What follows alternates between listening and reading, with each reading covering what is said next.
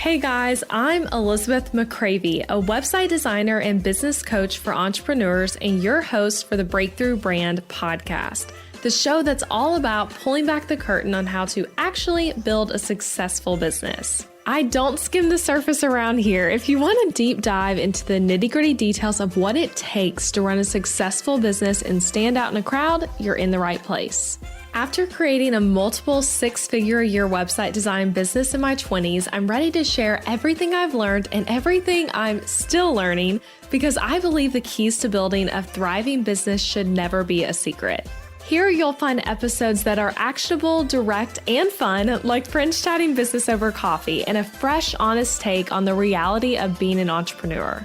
If you're ready to master online marketing, branding, website design, mindset, and business strategy, then this is the podcast for you. It's time to build your breakthrough brand. Let's do this.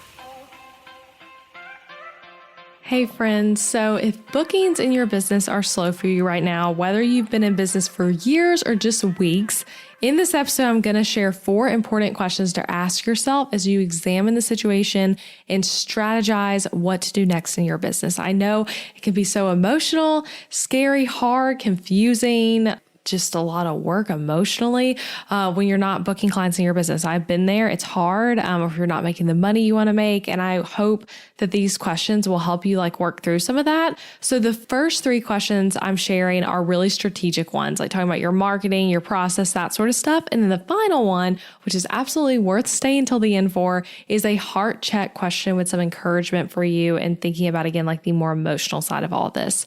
So that is it. Let's get into this short and sweet episode. Okay, so the first question to ask when you're not booking clients is, where in the process are potential clients ghosting me? So what I mean by this is to look at your workflow and look at what's happening in the process based on the potential clients that have come through and who have ultimately not booked with you. So asking yourself, when are they ghosting you? I know sometimes potential clients do write back and tell you why they aren't booking with you. If so, that's your data point of okay, this person said the budget wasn't right or some other type of reasoning, right? But more often than not, and I hope if this is your experience that you feel more normalized when you hear me say this, but more often than not, people just go radio silent and you wonder what happened. So you could have an incredible discovery call with someone, or they could have sent you the most enthusiastic email about working with you, and then you write them back and then you just never hear from them again. Or maybe you even see that they're opening your emails because you're using something like Dubsado and you're seeing that the email went through and they've opened it 4 times, but they're not responding. That is fairly common. People don't typically tell you the reason why they quit on the inquiry process with you. So we kind of have to try to guess and figure it out ourselves. So I do want to normalize that though. If you feel like you're getting ghosted by clients, typically the client doesn't book. It's often through ghosting, especially if it's earlier in the process. If it's later in the process, that might become a little bit more rare. But anyway, this data though of looking where in the process is this drop off happening will tell you a lot at a micro level about what might be happening, what problems you can solve. So look at that data. I would say just get out a sheet of paper and go inquiry by inquiry. If you're using something like Dubsado, that'll be really helpful to literally say, okay, who else filled out the contact form? What happened, right? What happened along these steps? And if you're not getting any inquiries at all, and you're wait, Elizabeth, this is actually not helpful because I have not had clients ghost me because I haven't had people reach out. I'm going to talk about some questions for you to ask next, but I wanted to start with this one. So if this is you though, you've had people reach out, we'd go through each one and look at where they dropped off. Again, just writing it down on a sheet of paper. So things like, are people filling out the contact form? Okay. But then when you reply, they read the email and never reply. In that case, let's look at the email. Let's see if there's anything we can improve in that email. Or are you doing a huge mistake? I did an entire podcast episode on this a long time ago now. I'll link to it. But a huge mistake I see people make is they don't have an autoresponder on their contact form. So people reach out and honestly forget that they even reached out to you. And so if you don't send an email back quick enough, you're forgotten. Literally did a whole episode with all the ins and and outs of this. I'm going to link to that in the show notes if you want to listen to that one next, because that'll really help you if that could be your situation. But that's something to think about. Are people reaching out and then they're ghosting you when they get your pricing? In this case, I want you to look at how you're presenting your pricing and look at what your pricing is. We're going to talk about pricing again in a minute, but like kind of look at like, how are you presenting it? What point are you telling it at? Does it make sense for maybe it to be on your website when it's not right now? And so you can be more upfront about it. Are people ghosting you after the discovery call? That's a really common point that people like lose the potential lead. So in that case, let's look at improving that process. I actually have a discovery call guide for designers that'd be really helpful if that is your situation. That's at elizabethmccravey.com/discovery. If you want to go download that, it has a lot of tips there. It's a free guide. Another question is it an Instagram conversation going flat where like they should never write you back? Okay, look at what was said. So basically I just want to encourage you to like give yourself like an hour. Don't open your inbox, don't open your phone, don't open Instagram, and just look at the data and try to look for trends. Look at the processes, look on where things are falling off, ask yourself what you could do differently, and think really analytically about your business. Just remember to get different results from what you're getting now, you have to do different things. So that's basically this process right now is like figuring out, okay, what am I doing now? If it's not working, what can I do differently to make it work? So that's the first question. Where in the process are potential clients ghosting me? The second question, and this would apply to you if you are literally getting no inquiries at all, or if you are getting inquiries, both situations. So do my prices need to go up or down?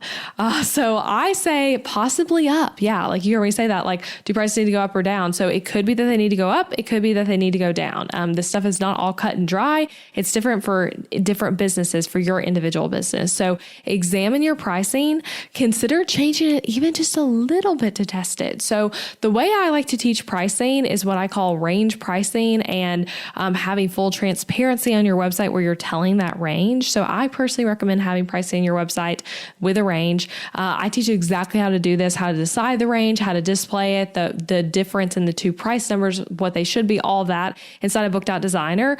But basically, you could be repelling people with your pricing on both sides. So if it feels too low for the clientele you're trying to attract, you could risk people feeling like, well, gosh, that sounds like too good to be true for that pricing. So then they're like doubting your skill, doubting the service, all of that. And if you have fallen into the trap of the, what I like to call the like charge what you're worth advice, where you are raising your prices too quickly because you've got to quote unquote charge what you're worth, you might actually be charging more than you should at this point in your business. And it might actually be causing you to book no one because you're listening to someone out there who tells you that, you know, you're brand new, but you need to charge $10,000 for a website, which is just not true. So I want you to like consider that in this. So basically this one's real short, but just I want to encourage you to examine your pricing. Should it go up or down? What changes could I make, both to like the pricing number itself and also how you're displaying it, how you're telling it. So just the action step here to kind of close out this second tip would be to go on your website, look at your pricing, look at your, you know, if you have a guide you're sending over, whatever it is, and examine what you could change there. All right, the third question to ask when you're not booking clients, and this one is a complicated question because it has a lot of nuance to it, but it is such a good one. So am I overcomplicating things from a marketing perspective? What I mean by that, does it feel easy to work with me, or does it feel hard to work with me from the potential client perspective? So are you overcomplicating things and making things feel hard for your audience? You could basically just be having a huge marketing problem when it comes to your booking. So from your website, your social media, the discovery calls, the private conversations in your inbox, wherever it is that you're doing with clients, or potential clients rather, all of it should feel easy and enjoyable to work with you through it. Through the way you're talking about the service, through the way you're talking about the experience, it should feel easy and enjoyable. So I like to say it as sell people on the result, not the process, because no one wants your process. I know sometimes the process can be a selling point when it's especially quick or especially enjoyable, but generally speaking, people would love to skip the time working with you to just get their website done, get their brand done, get their copywriting done, whatever it is. So we want to focus more on the result you are giving the potential client instead of just like all the nitty gritty details of like, we start with a call. We actually have 5 calls during this process. Doesn't that sound fun? It probably doesn't, right? Because this is a busy person trying to hire you to get help in their business. So basically no one wants to buy your process. So from a marketing perspective, tell the people the what and the why. More so than the how. So there is a place for the how, right? That's why I say there's more nuance to this one. But too often I see people making the mistake of just focusing everything, like all their marketing energy, all their website copy, all of their discovery call conversation on the process. And then through focusing so much on the process, you scare potential clients away because you make everything feel really difficult, really long, a lot of steps, a lot of things they've got to do. So keep it simple and market the simplicity of it, while of course still being honest to what the process is. And your process should be simple for the client perspective as much as possible. But try to make sure from a marketing perspective, you're making things feel easy. So that is my 3rd tip. Okay. And now I said, gosh, this is really a short episode. I feel like I'm like amazed that I've made this one so short so far. This last one I have a little bit more to say about. And I told you guys that I had 3 like strategy questions. And then the final one is more of a heart to heart question, because like I said, this is an emotional thing when your business is not doing whatever it is that you think it should be doing. If you think you should be booking this number of clients or making this amount of money and it's not, we can put a lot of blame on ourselves. We can put a lot of pressure and stress in our lives because of this. So my question, this final question to ask when you're not booking clients is, where is your trust right now? And I want to say, as I get into this and the kind of tips with it, I don't know your specific situation in your business or life. I really don't, obviously. I'm talking to a lot of people as I record this podcast. But what I do know is that there is so much emotion wrapped up in our business and how our business is going. And we can tie that to mean things that it actually doesn't, right? When our business isn't going the way we think, or when something bad happens, we can make that mean something it doesn't.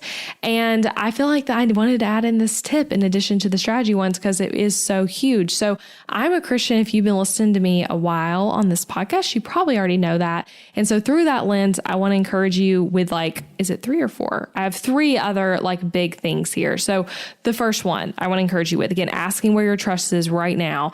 It might be that you're trusting yourself and in your business, but I want to encourage you to trust God with your business. So the first thing, God seriously cares about your business. It is not too small. It's not too quote unquote, not spiritual enough, not enough of a ministry or anything like that. He cares about it because he cares about you and he cares about the people you're serving. And he cares about you using the unique God-given gifts you have in this way through whatever your business is. And it truly does matter. Like you can make an impact in the world through your business. And so that's my first little sub point here, is that God seriously does care about your business because he cares about you and he cares about the people you're serving. My second little thing, put your trust in God, not your business. You will be so much more successful and you will find so much more joy in your work when you do this. When we put all of our trust into our business or into ourselves, it really sucks because your business will let you down. You will have months where you don't make as much money as you'd like to, or where you spend too much money, or where you have to go pay taxes and you feel as though you just lost all of your money. You'll have difficult clients. You'll have people who copy you, people who are mean to you for no apparent reason, or like we're talking about here, clients that ghost you and not booking clients when you feel like you really, really need to right now. So much stuff happens in business. There is a reason that not everyone owns a business. It is a lot of work, even though it's like there's so much like potential income, right? Versus working a 9 to 5. It's a different type of mindset, a different kind of person it takes to like do this. And there's a reason a lot of people don't want to do it. It's a lot of work, right? And so what I'm telling you to do though, is to put your trust in God, not in your ability to be successful in your business or in your business's ability to provide for you. So with this one, I guess my encouragement is just to have a heart check and ask God to realign your heart to him and to trusting him to provide, versus maybe if you've gotten into a season where you're like, just being like, business, business, business. I've got to trust my business. I've got to make the business, trust God above all else. So a scripture that I think really goes well with that is Matthew 6:33. It says, seek the kingdom of God above all else, live righteously, and he will give you everything you need. Literally what I'm saying right here, seek the kingdom of God, seek God above all else, and he will give you everything you need. Okay. And then my third one that kind of, again, goes into all this, my little 3 sub points, is to pray about it. Pray about your client booking situation. If you are feeling discouraged in your business right now, for whatever reason, maybe it's not booking clients and that's actually going okay for you. And you just like ended up listening to this podcast episode today anyway, because you enjoy this podcast, but something else is going wrong. I want to encourage you to give it to God. Again, he cares and he wants you to trust him first, and you can talk to him about it. So pray that he will bring your business clients.